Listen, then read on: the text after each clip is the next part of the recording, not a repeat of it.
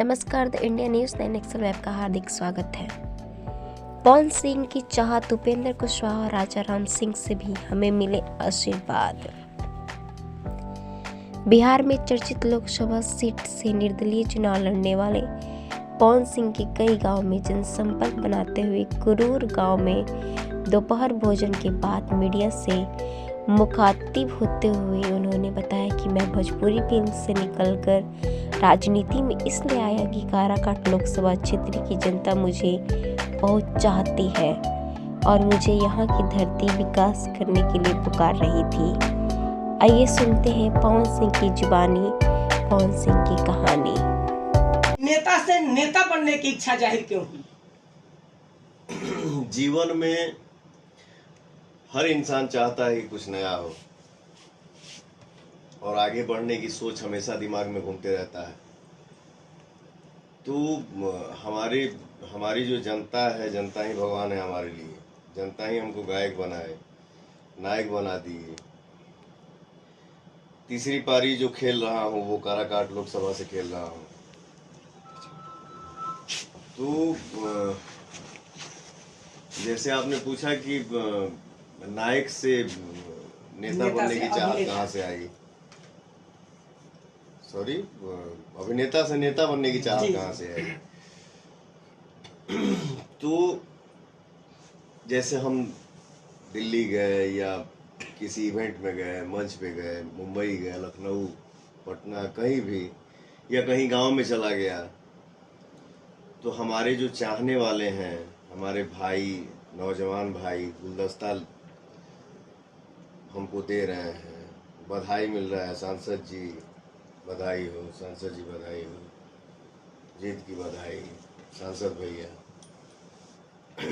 तो हमारा तो जीवन ही हमारे जनता के लिए। काराकाट लोकसभा से एनडीए के उम्मीदवार उपेंद्र कुशवाहा है, इंडिया से राजा राम जी है। इन दोनों के बीच आप अपने आप को कहाँ देखते हैं?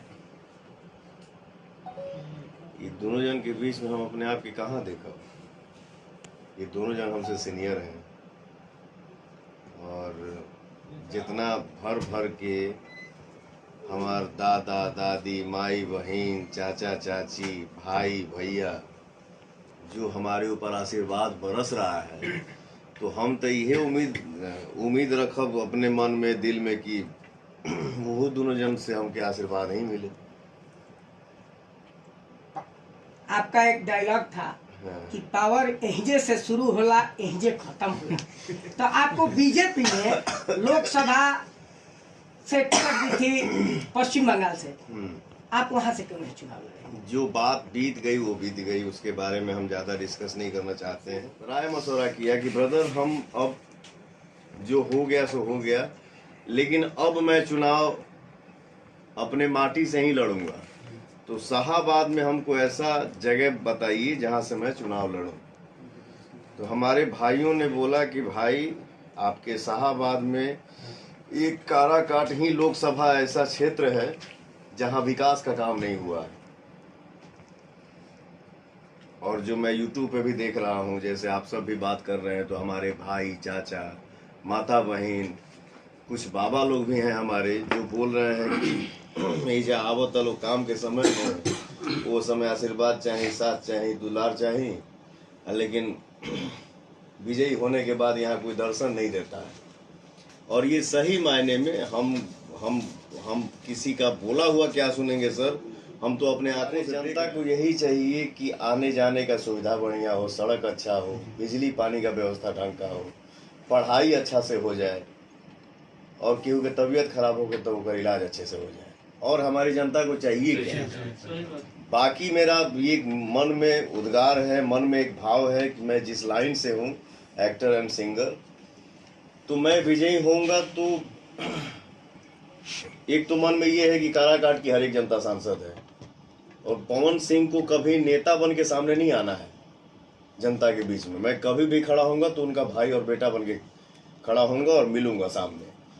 सारे विकास के काम होंगे, और विकास के काम के साथ साथ एज ए आर्टिस्ट मैं ये भी चाहूँगा कि काराकाट लोकसभा क्षेत्र में एक छोटी सी फिल्म सिटी भी बने। हाँ जी, आप फिल्म इंडस्ट्री से हैं, भोजपुरी फिल्म से, और भोजपुरी फिल्म का एक परिवार है अपना।